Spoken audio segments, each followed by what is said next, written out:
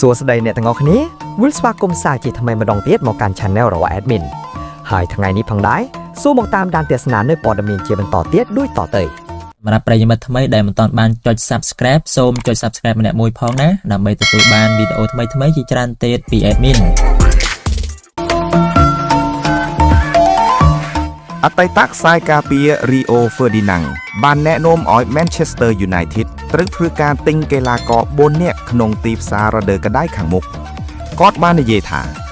គោលដៅសំខាន់គឺខ្សែបម្រើកណ្ដាល2នាក់ម្នាក់ជាកីឡាករដំបូងប៉ុន្តែម្នាក់វ័យក្មេង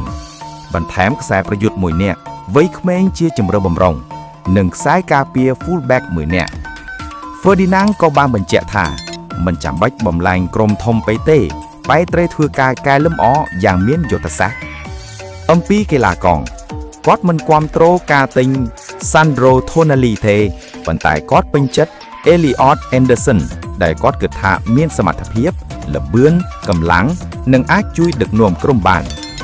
គាត់បន្ថែមថាខ្សែបម្រើដែល Man United ត្រូវការគឺមានថាមពលខ្លាំងរត់បានច្រើននិងអាចបញ្ជាក្រុមសរុប Man United ត្រូវកែលម្អខ្សែបម្រើនិងបន្ថែមកីឡាករថ្មីៗដើម្បីប្រកួតប្រជែងខ្លាំងជាងមុន។